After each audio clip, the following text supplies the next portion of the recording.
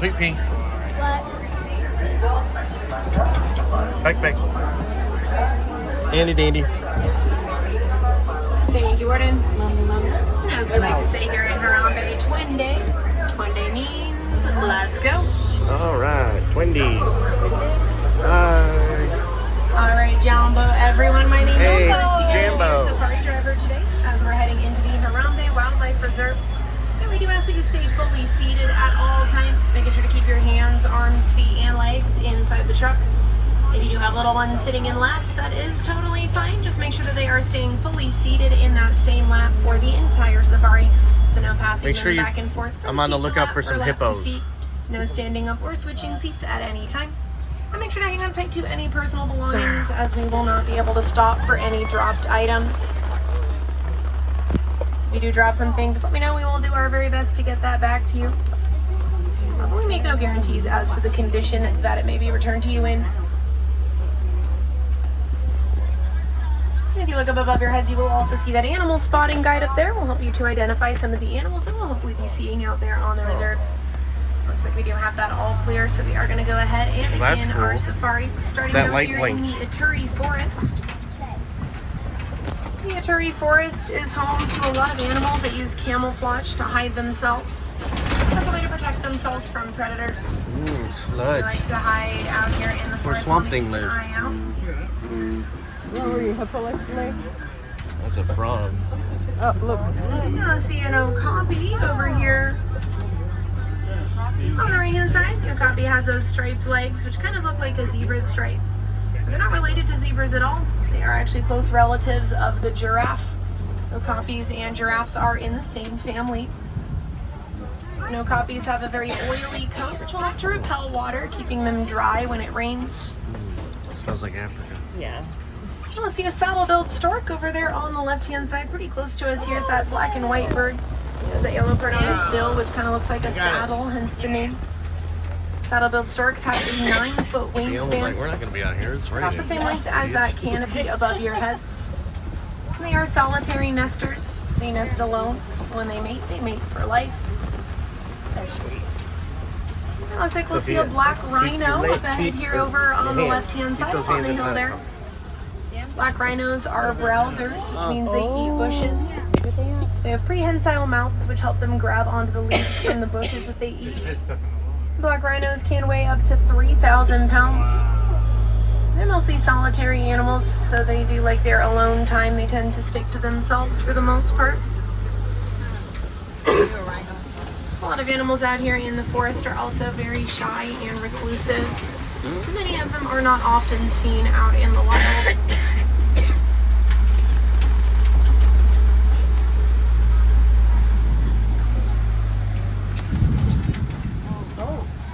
Beautiful. Looks Nature. like that is about it for the forest. So we're going to go ahead and move on up to the next area of the reserve.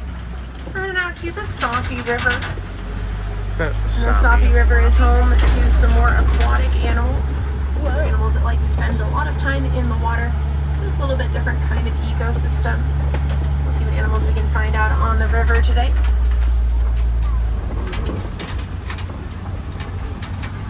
Would you like to say I get car sick? No, just kidding. We'll see some pink-backed pelicans over here on the right. These gray birds with the long bills. Hippo. They have that Oh, light the pink hippo. coloring on their backs, which is very light. It does get a little bit brighter during mating season.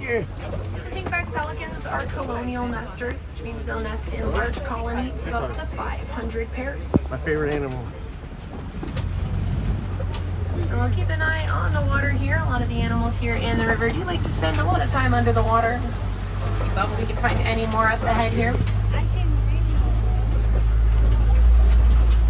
You see anything, Andy? The hippo. What? Liar. The hippo was back there. You can't fool me. That's a fish. You're leaning on. Remember the bridge part? I don't have that anymore.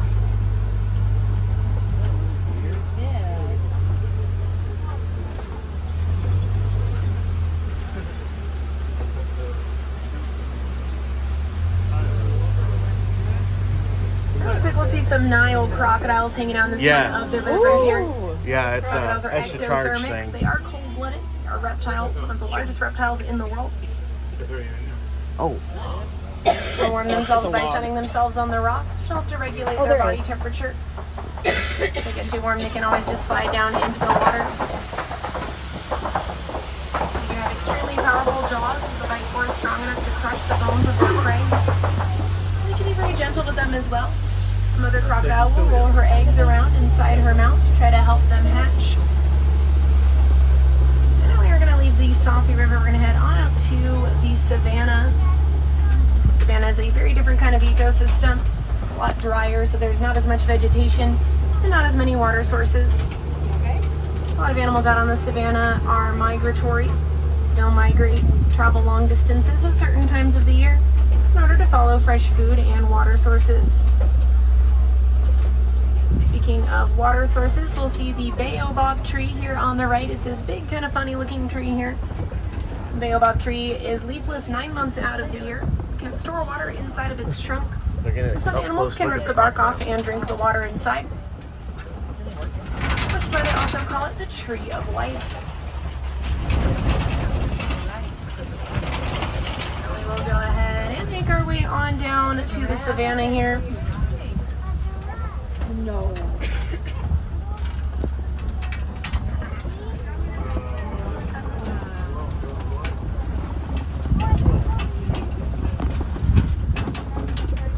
See a Maasai giraffe over on the right-hand side here. We'll also see a Hartman's Mountain zebra.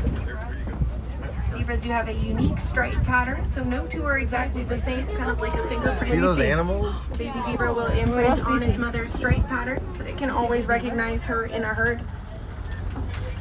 And giraffes are the tallest animals in the world, reaching heights of about 18 to 20 feet tall.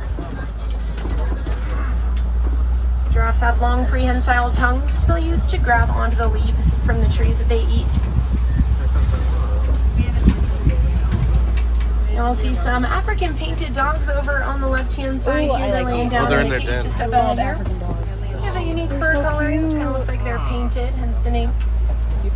African painted dogs are pack animals, so they like to stick together. Oh, they're They're very good sleeping. at teamwork. And they're actually one of the most successful hunters in the world. They're so cute. Oh, there's another There's another group. Yeah. Now we'll see these Maasai giraffes Natural. again over here. We'll also see some sable antelope back there, those brown antelopes with the long curved horns. Sable antelope will use those horns as protection against predators trying to jump on their backs. It's one of the few animals that will actually stand their ground and fight off predators.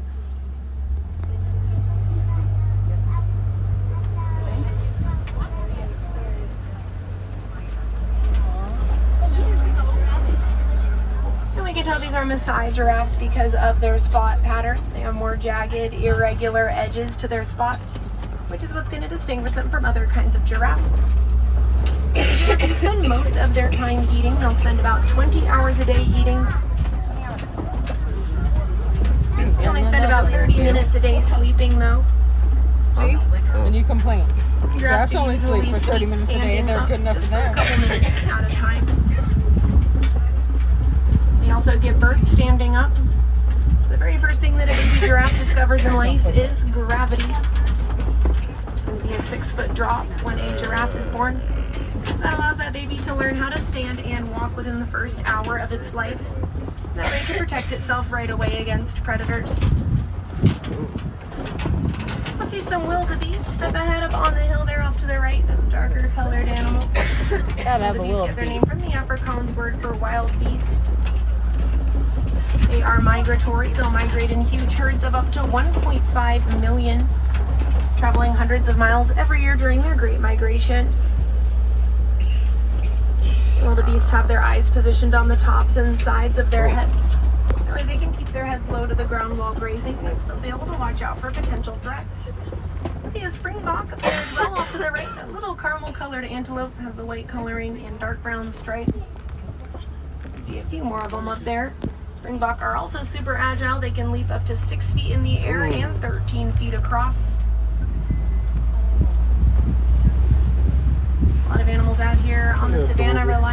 speed and agility as their main defense against predators. Not as much on camouflage like we saw with the animals in the forest earlier.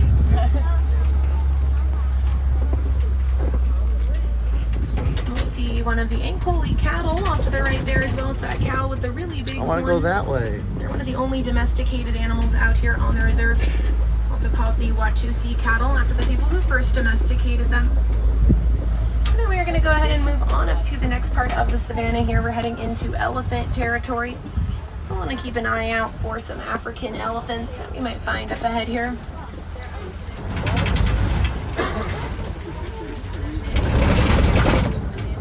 It looks like we will see some coming up here over on the right-hand side. Oh. African elephants are the largest land animals. Monkey over there. Oh. And over on the left, we'll see some mandrills. Mandrills are the largest monkeys in the world. They have that distinct blue and red coloring, which is going to be a little bit brighter on males. Females do have that coloring as well. I might get another Alpha's like, view of hey, these elephants. hey, Phil, they're over Just there. up ahead here. Don't look at him. Where's the lion? Coming up, I think. And African elephants will eat about 300 pounds of food every day.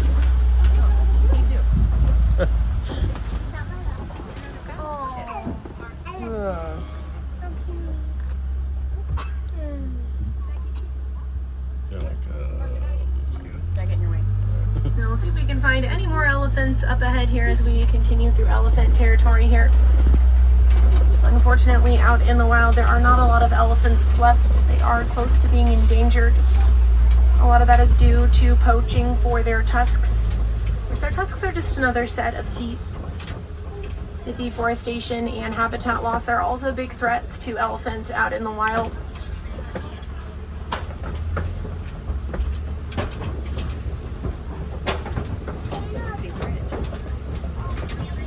is this the one that used to tilt? I think so. Yep.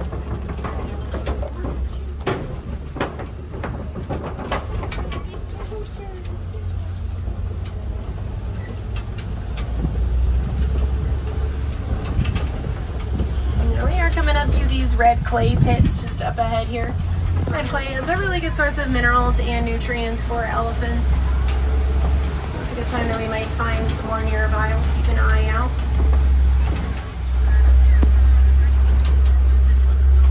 And male elephants do tend to be more solitary, while female elephants are more social. They'll stick together in larger groups.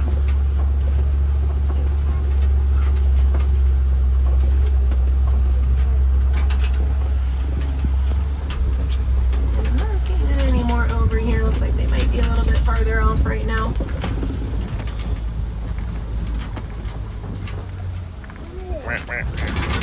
That's an elephant. Elephant, get off the truck. African elephants will cool down by flapping their ears back and forth. They have so many blood vessels in those big ears that when they flap them back and forth, they can lower their body temperature by up to 15 degrees. So it's a pretty effective way of keeping cool. So we might find some down by this watering hole here. Watering holes are gathering places for animals out here on the savanna where water is more scarce. Wait. Another thing elephants will do to keep cool is throw dirt on their backs, which also kind of works like a natural sunblock, as they do have very sensitive skin. We'll see another one over here. Looks like two of them here. There's one kind of hiding behind the rock there. Ooh, flamingo. We'll also see some greater flamingos. They're the largest species of flamingos, hence the name greater flamingos. We'll see some baby flamingos here as well, those smaller grayish colored ones. So you can see they don't start out with that pink coloring. They'll develop that as they get older. It comes from their diet of brine shrimp, which has beta carotene in it, gives them that vibrant coloring. We'll see those springbok again over here on the right-hand side. You can kind of see them earlier from a distance. Springbok is also the national animal of South Africa. And the group of flamingos is called a flamboyance.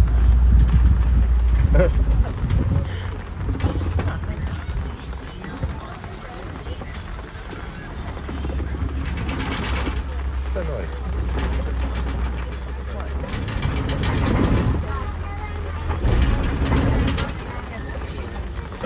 don't hear that like crackling We're noise? moving on up to this next part of the world. savanna here. Seeing this mud wallow up ahead here. What's going on? Just guessing there might be some white rhinos nearby. They do like to play in the mud. Not seeing any over here, but we might find them a little bit further up ahead here. We'll keep an eye out.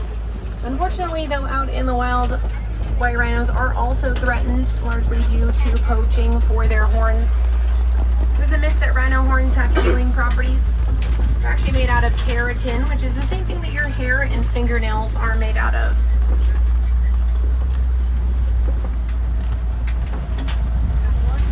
Looks like we might find some cheetahs up ahead here, coming up on the left-hand Sure. side. They do kind of like to hide all the way in the back there. Seen one walking around back there. The cheetahs are the fastest land animal, reaching top speeds of about 60 miles an hour in just 2 to 3 seconds. You see a few of them over here, also over on the left-hand side. Can you stop shaking it? And cheetahs do tend to hunt more during the day, which is different from most predators. Most predators hunt more at night. See the cheetahs? Cheetahs hunt during the day to avoid the competition because they are not as powerful as most other predators out here on the savanna. They rely more on their speed and agility when hunting. They have those black tear-shaped markings on their faces, which help to reduce the glare of the sun. It allows them to hunt more during the day when it's bright out, kind of like their own built-in sunglasses. Now we're coming up to this big rock formation here. These are called Kopi rocks. It's going to be the highest point on the savanna. Gives animals a great vantage point so they can look out over the entire savanna. So we'll keep an eye out for some more animals as we're coming around the Kopi rocks here. What's that? It's like a donkey. That's not a lion. We'll see some water buck over on the left-hand side here. These brown shaggy antelopes. Sophia. As their name suggests, the water buck do drink a lot of water, and they will stick close to water sources. They are very territorial. They don't tend to migrate, but they'll stay in one place. Oh, And the water buck are also very shy. They don't come out super often, so it's always cool to see them out on the savanna here. Seeing a lot of activity on the Kopi rocks here. Looks like any animals here might be resting right now. So go ahead and continue on up ahead here. isn't that where the lions usually are? You're back by where the kids were. Where the cheetahs were? I'm seeing these burrows over here, which means we might find some warthogs. Oh. See them laying down all the way in the back there. Kind of look like furry rocks. They do blend in a little bit. Warthogs will use those burrows for protection. Oh, They'll they back remind into them, me of that way they can somebody. easily fend off any danger with their sharp tusks. Yeah. Looks like we might find some of those white rhinos just up ahead here. Gonna be just up ahead of us, kind of off to the right, laying thought down that there. was White rhinos can weigh around up the to sand. 5,000 pounds. They are larger than the black rhinos that we saw earlier. They get their name from the Afrikaans word "weit," which means wide, not white. It's actually referring to their wide, square mouths, not their color. The smoker. Yeah. Part walrus.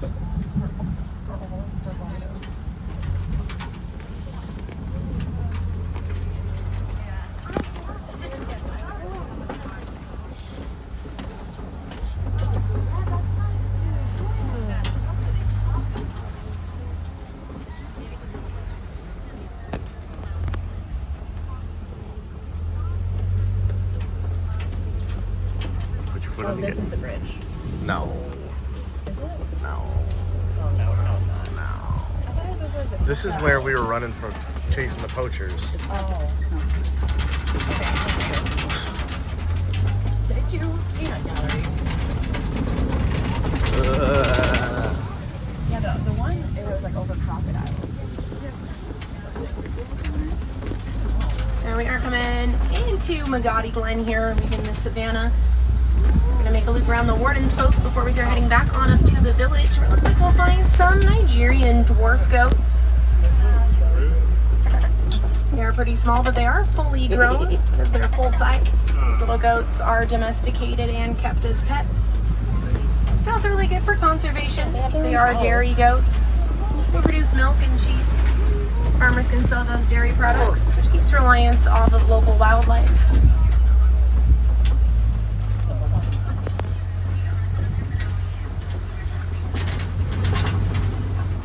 Yeah, that's where we were chasing poachers during the... Yeah. Kind of so. Now we are gonna start making our way back on up to the village here. I did mention how a lot of the animals that you saw out there today are threatened.